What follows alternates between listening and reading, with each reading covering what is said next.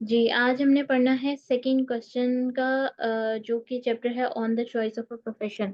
कल हमने पढ़ा था कि जो हमारे डिफरेंट ज़िंदगी के एलिमेंट्स हैं, जैसे हमारे घर है, हमारी बैकग्राउंड है, हमारी तहज़ीब है, कल्चर है, हमारे ट्रेडिशंस हैं, पेरेंट्स हैं या हमारी थॉट्स हैं, हमारी थिंकिंग है, वो कैसे हमारे प्रोफेशन पे असरअंदाज़ होती है, कितना हिस्सा होता है उनका हमारा प्रोफेशन सिलेक्ट करने में।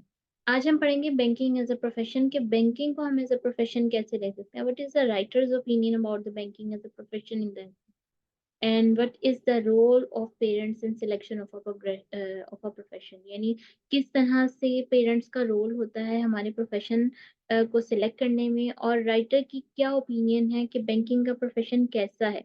राइटर अपना क्या ओपिनियन देता है। About the selection of a profession, the writer is of the view that the person lacks self-confidence and he has an ardent desire to be guided by someone. यानी selection अगर writer के views के हिसाब से देखा जाए, तो person जिसमें लैक कॉन्फिडेंस हो, सेल्फ कॉन्फिडेंस उसमें बहुत कम हो, और वो शदीद ख्वाहिशमंद हो कि उसको कोई गाइड करे, यानी कि प्रोफेशन कैसे चूज करते हैं, तो वो उसके लिए ये ऐसे लिखा गया। The writer has given opinion that the world more or less follows axious Socratic inducement, and this is the purpose of liberal education to equip people with reasonable answer। यानी राइटर कहता है कि राइटर अपना opinion देते हुए कहता है कि जो दुनिया है वो मोर और लेस फॉलोज, यानी ज्यादा या कम जो है किसी ना किसी तौर पे फॉलो करती है सुकरेटिक इंड्यूसमेंट। का मतलब होता है सुकरात के जो बनाए हुए आइडियाज थे, या जो सुकरात ने अपनी फिलोसफीज बनाई हुई थी उनके ऊपर। And this is the purpose of liberal education, और यही आजकल की जो लिबरल एजुकेशन है, आज़ाद तालीम है, उसका एक पर्पस है, मकसद है, टू इक्विप पीपल, कि वो लोगों को जो है विद रीजनेबल आंसर, कि वो लोगों को लॉजिक के साथ आंसर देती है। अगर आप सुकरात की पुरानी कोई फिलोसफीज निकाल के पढ़ते हैं, सुकरात से रिलेटेड कोई लेक्चर लेते हैं, तो आपको पता चलेगा कि उसने जो फिलोसफी दी ना, उसका रीजन जरूर दिया है। जैसे ऑफ फ्रेंडशिप का हमने शुरू में ऐसे पढ़ा था, तो उसमें बहुत सारे रीजंस थे, और बहुत सारे लॉजिक्स दिए हुए थे, और लॉजिक्स के साथ उसने एग्जाम्पल देके उस रीजन लॉजिक को डिफाइन किया था, उसके रीजन हमें दिए थे, जिससे हमें पता चल रहा था कि हाँ, जो ये बात कर रहा है उसकी वाकई वो हकीकत में सही है। उसने उसको एक्सप्लेन किया, उसको प्रूव किया। इसी तरह सुकरात ने भी जो भी फिलोसफीज दी हैं, उसने उसको एक्सप्लेन किया है, उसको प्रूव किया, so that people can contemplate without excessive stress of thinking. तो लोग जो हैं बगैर ज्यादा सोच विचार के उन चीजों के ऊपर गौर फिक्र कर सकते हैं, अमल कर सकते हैं, उनको अपनी जिंदगी में अपना सकते हैं।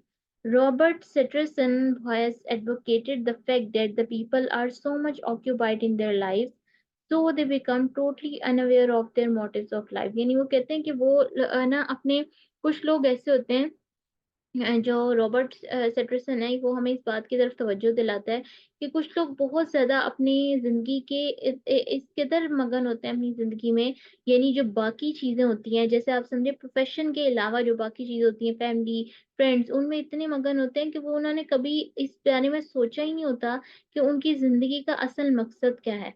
यानी वो इस जिंदगी में, दुनिया में आए हैं, तो उन्होंने कुछ करना भी है, क्या करेंगे वो अपनी किस क्या सेव करें अपनी लाइफ के लिए। The writer has described the daily routine of a banker as he has selected banking as a model of profession। Writer जो है हमें बैंकर की एक रूटीन डिफाइन करता है, और वो हमें बताता है कि अगर एज अ बैंकर हम एक मॉडल बैंकिंग को हम प्रोफेशन चूज करते हैं, if the profession has a link with education, it should be of amiable nature. यानी अगर हमारे प्रोफेशन का लिंक हमारी एजुकेशन से हो, तो वो तो बेहतरीन है हमारी नेचर के लिए, यानी हमारी जो अंदर की जो इंसान की नेचर है, जो इंसान ने पढ़ा हुआ है, अगर उसकी पढ़ाई से रिलेटेड उसने प्रोफेशन चूज किया, वो तो बेस्ट होगा उसके लिए। The person is hardly in trousers, hardly knows to focus his attention.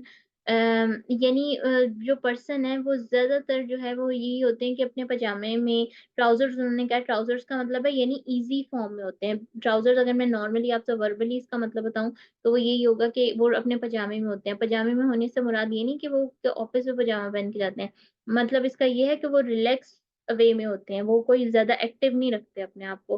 Hardly knows to focus his attention और वो बहुत मुश्किल से उन्हें पता चलता है कि हमने अपनी अटेंशन को कहाँ पर फोकस करना है। He is forced to go to school, बड़ी मुश्किल से उन्हें स्कूल भेजा जाता है। After getting finished the tiring routine of institution, he has been thrown in office hectic schedule यानी मुश्किल से वो अपनी जो इंस्टीट्यूशन होता है जिस इदारे में वो पढ़ रहे होते हैं वहां पर अपनी रूटीन को फोकस करते हैं, खत्म करते हैं। उसके बाद उनको एक हेक्टिक सा शेड्यूल ऑफिस का बता दिया जाता है और वहां पे उन्हें फेंक दिया जाता है। Just like the tickling of the clock the man follows his schedule from dawn to dusk, और वो एक क्लॉक के टिक टिक के साथ ना अपना पूरा शेड्यूल जो है वो फोकस कर रहे थे। अच्छा, ये उन लोगों की बात है जो लकीर के फ़कीर जैसे कहते हैं ना, कि जो सुबह उठे हैं, उनकी एक ही रूटीन बनी हुई है, उन्होंने वही काम रोज़ाना-रोज़ाना करना है, वो कभी सोचते ही नहीं है, अपने ज़हन पे ज़ोर ही नहीं डालते कि हम इससे ज़्यादा कुछ चेंज भी कर सकते हैं। चेंजिंग लाने की अपनी लाइफ़ में वो कोशिश नहीं करते। वो कुछ भी डिफरेंट करने के बारे में नहीं सोचते, वो सोचते ही नहीं है कि हमने अपनी ज़िंदगी को बेहतरीन बनाना है। वो कहते हैं जैसे चल रही है ना, बस वो काफ़ी है। धक्का स्टार्ट यानी जिन्हें हम कहते हैं, ये उस तरह के लोग होते हैं। In his childhood, he has to clean his hands, need to make acquaintances, and finally he gets job in the bank. As he used to reach school at sharp 8, in the same way he has to be entered in the regime of bank at the same time. यानी जैसे अपने childhood में वो अपने हाथ साफ करते हैं और अपने सारे जो मामलात हैं उनको दुरुस्त करते हैं और अपनी जॉब करते हैं बैंक में, इसी तरह वो जैसे स्कूल के टाइम पे वो शार्प 8 टाइम पीएम पे 8 एएम पे जाते हैं स्कूल, इसी तरह सेम उनकी रूटीन वही रहती है और वो बैंक में भी सेम टाइम पे जाते हैं और सेम टाइम पे वापस आते हैं। यानी ये बैंकिंग की जॉब उसमें अगर उसकी बातों से हम अंदाज़ा लगाएँ, तो वो कह रहा है उन लोगों के लिए बहुत अच्छी है, जो ये चाहते हैं कि जैसी रूटीन हमारी चल रही है ना, बस वही चलती रहे, हमारी ज़िंदगी में कोई चेंजिंग ना आए। यानी ईज़ी है, बैंकिंग की जॉब इतनी मुश्किल नहीं है। It may be possible that in coming years he would continue his keen observation, investigation, those reason in order to set his own careful path। यानी ये भी मुमकिन है कि आने वाले सालों में वो अपने आप पर गौर करें, वो अपने ऊपर एक गहरी सोच अपने बारे में रखें, to investigate those reason in order to set his own careful path, कि वो इन्वेस्टिगेट जान सकें अपने रीजंस को, उन वजूहात को जिसकी वजह से वो अपने रास्ते को सही ट्रैक पर ला सकें, यानी अपने his to set his own careful path, अपने रास्ते को बड़ी एहतियात के साथ सही कर सकें। यानी हम ये नहीं कह रहे कि हम उनसे मायूस हो गए हैं, वो लोग अपनी जिंदगी में कुछ नहीं कर सकते, बल्कि वो ये कह रहे हैं कि हो सकता है कुछ टाइम बाद उनको होश आ जाए, वो ये सोचने लग जाए कि अब हमें जो है अपने रास्तों को सही करना चाहिए, हम जिस ट्रैक पे चल रहे हैं वो सही नहीं है, सही ट्रैक पे हम कैसे हैं। While traveling through train, he may jot down the pleasant and beautiful memories of riverside। यानी ट्रेवलिंग जब वो ट्रेन में कर रहे होते हैं, वो दरिया की तरफ जो है ना, बड़ी प्यारी-प्यारी सी मेमोरीज़ इकट्ठी करी होती हैं, दरिया की तरफ देख रहे होते हैं। ज़ाहिर है समुद्र के ऊपर से जब ट्रेन गुज़रती है तो हमें मज़ा आता है उसे देखते में, उन सीन्स को कलेक्ट करने में। Balloons voyaging in the sky and he may preserve those precious moments, but in the end he would merely be a banker। यानी जब वो उन चीज़ों के पास से गुज़र रहे होते हैं, बलून्स स्काई में होते हैं और वो सब चीज़ों को ना एक मोमेंट अपनी आँखों में या अपने कैमरे में जो है वो प्रीशियस मोमेंट, कीमती लम्हात को कैद कर लेते हैं। लेकिन एट द एंड जो है उन्होंने बैंकर ही बनना होता है। यानी इससे मुराद उसकी ये है कि जब वो अपनी ज़िंदगी के सफ़र में गुज़र रहे होते हैं ना, तो वो खुशियाँ भी देखते हैं, ब्यूटीफुल मेमोरीज़ भी बनाते हैं, उन मेमोरीज़ को अपनी कैमरे में, अपनी यादों में कैप्चर भी कर लेते हैं। लेकिन एट द एंड उन्होंने बैंकर ही बनना होता है। क्योंकि उनको सेम रूटीन की आदत पड़ चुकी होती है और वो चाहते हैं कि अभी भी हमारी वही रूटीन रहे।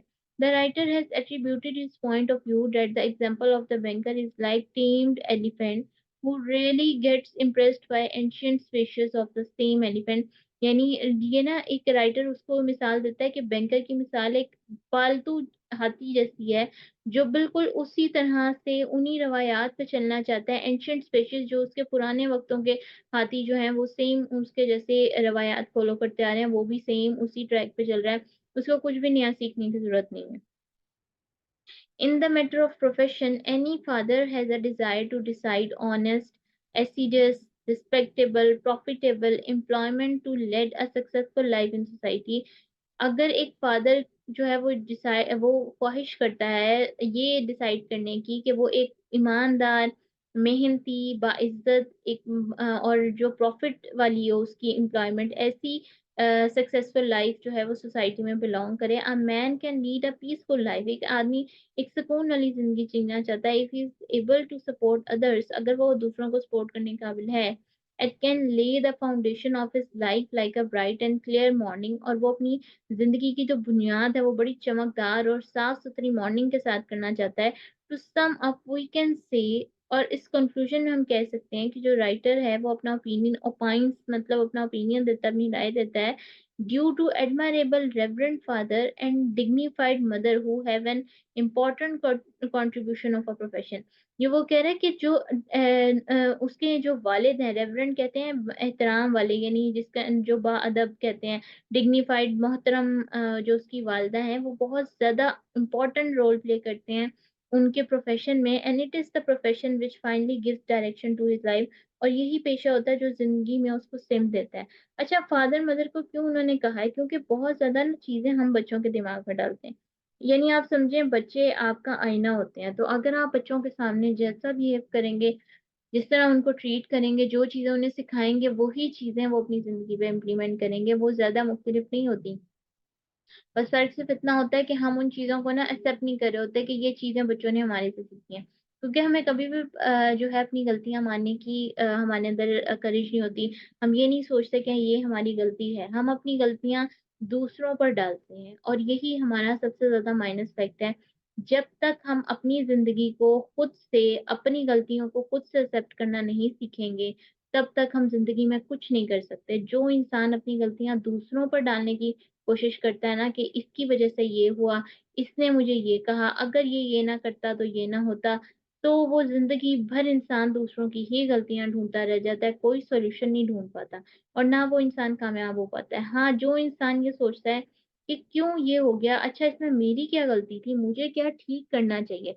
बजाए इसके कि हमें दूसरों को इल्ज़ाम दें, हमें ये सोचना चाहिए कि अब जो हमारे से गलती हो गई है, हम उसको कैसे ठीक करें? जैसे उसने बीच में एक लाइन में कहा है कि शायद वो कुछ अरसे बाद ये सोच ले कि मैंने जो ट्रैक मेरा गलत हुआ था, मैं उसको कैसे सीधे रास्ते पर लाऊँ। इसका मतलब है कि हर इंसान को गलती हो जाती है, सबसे गलतियाँ हो जाती हैं। हम गलत ट्रैक पे भी चल पड़ते हैं, लेकिन उसके साथ-साथ हमें ये सोचना चाहिए कि हमने जो गलती कर दी उसको हम सही कैसे करें। हमें ये नहीं सोचना कि गलती उसकी वज़ह से हुई तो मैं उससे बदला कैसे लूँ। हाँ, हम लोग ये ज़रूर सोचते हैं कि अगर मेरे से उसने ये गलती कर दी है ना, उसकी वज़ह से मेरी ज़िंदगी खराब हो गई, तो अब मैं उससे बदला कैसे लूँ। ये नहीं सोचते कि जो मेरी ज़िंदगी खराब हुई है, मैं उसको कैसे ठीक करूँ। ये बहुत ही इम्पोर्टेंट पॉइंट है। आपकी ज़िंदगी, आपका प्रोफ़ेशन, आपकी पढ़ाई, आपका सब कुछ आपके लिए बहुत अहम है, दूसरों को उससे कोई फ़र्क नहीं पड़ रहा। इसलिए अपनी ज़िंदगी के ऊपर फ़ोकस करें, अपनी लाइफ़ के ऊपर फ़ोकस करें। आप ये फ़ोकस करें कि हमने अपनी ज़िंदगी, सबसे पहले तो अपनी ज़िंदगी का एक एम सेट करें। चाहे वो एम कुछ भी हो, कोई भी अच्छा aim, positive aim, negative aim की बात नहीं कर रही। पॉज़िटिव एम सेट करें जो आपको आपकी ज़िंदगी में एक डायरेक्शन दे। आपको पता हो आप इस दुनिया में क्यों आए हैं, आपका मकसद क्या है इस दुनिया में आने का। आप किसी बेमकसद इस दुनिया में नहीं आए, आपको अल्लाह ताला ने इस दुनिया में भेजा है तो कुछ ना कोई मकसद होगा, कोई रीज़न होगा। बिला वजह कोई भी इस दुनिया में नहीं है। तो इसलिए अपनी लाइफ़ का मकसद ढूँढें और अपने प्रोफ़ेशन को बहुत स्मार्टली डिसाइड करें, क्योंकि ये आपकी लाइफ़ को बहुत ज़्यादा इफ़ेक्ट करता है।